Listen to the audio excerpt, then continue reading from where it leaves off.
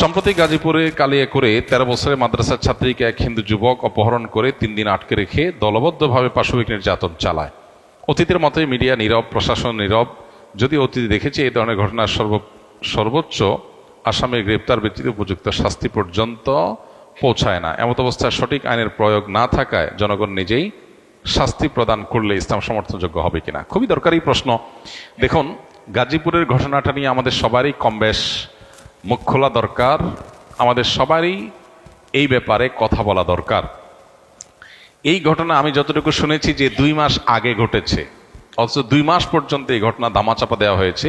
এখন সেই ঘটনা প্রকাশ হচ্ছে, 2 মাস পরে প্রকাশ হচ্ছে। 2 মাস ধরে ধামাচাপা দেওয়া হয়েছে কেন, সেটা একটা বড় প্রশ্নের জায়গা। আর এই দেশে মুসলমানরা, আমরা দীর্ঘদিন থেকে দেখেছি, হিন্দুদের পূজা হলে যাতে করে সেখানে কেউ নাশকতা করতে না পারে, মাদ্রাসার ছাত্ররা গিয়ে মন্দির পাহারাদারি করে সেখানে মুসলমানদের বদনামির হাত থেকে বাঁচাবার জন্য চেষ্টা করে।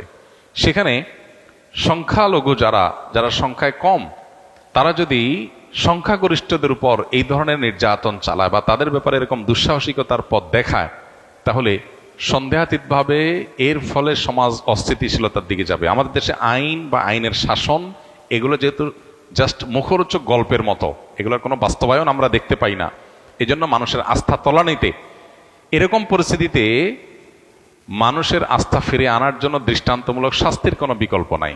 অতএব এ ধরনের ইস্যুতে বিশেষ করে জড়িতদেরকে দৃষ্টান্তমূলক শাস্তির মুখোমুখি করার কাজটা যদি প্রশাসন করতে ব্যর্থ হয়, তাহলে মানুষ আইন নিজের হাতে তুলে নিলে তার দায়ও এই লোকগুলোর উপরেই পড়বে।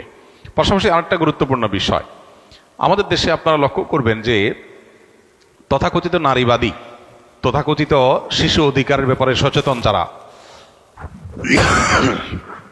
তথাকথিত সুশীল যে মানুষগুলোকে আমরা বলি বা নিজেদেরকে তারা বলেন, এই মানুষগুলো এ ধরনের ঘটনা একেবারে মুখে কুলুপ দিয়ে বসে থাকে। কোন মুসলিম নারী তিনি নির্যাতিত হলে তাদের নারী অধিকারের স্লোগান একেবারে থেমে যায়। আজকে যদি ঘটনাটা উল্টা হতো, যে ধরা যাক কোনো মাদ্রাসার ছাত্র, কয়েকজন ছাত্র কোনো হিন্দু একটা মেয়েকে, যে শিশু, তাকে তুলে নিয়ে গিয়ে যদি এই জুলুম করতো, এই নির্যাতন করতো, তাহলে আজকে সারা দেশের মিডিয়া, সারা দেশের তথাকথিত প্রগতিশীল নারীবাদী, এদের পেরেশানের কোনো শেষ থাকতো না, এদের আওয়াজ অনেক বেশি শোনা যেত। কিন্তু দুর্ভাগ্য যে এখন যখন মুসলিম ভিকটিম, তখন এরা একেবারে চুপ, এদের মুখে কুলুপ। আমি এই জন্য বলার চেষ্টা করি, বিভিন্ন সময় আমাদের সমাজে এই জাতীয় ইস্যুগুলোতে তথাকথিত মানবাধিকার কর্মী কিংবা তথাকথিত মানবতাবাদী, নারীবাদী, এ জাতীয় বিভিন্ন মুখরোচক স্লোগান যারা ধারণ করছে, এই মানুষগুলোর মুখোশ, তাদের আসল রূপ আমাদের সামনে ফুটে ওঠে। এটা দুর্ভাগ্যজনক।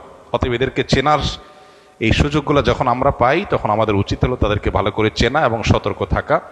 আমরা সবাই যার যার জায়গা থেকে গাজীপুরের ঘটনায় দায়ীদের দৃষ্টান্তমূলক শাস্তির জন্য যার যার জায়গা থেকে চেষ্টা করব এবং কথা তুলব। আল্লাহ তাআলা আমাদেরকে ন্যায্য বিচার পাওয়ার তৌফিক দান করুন।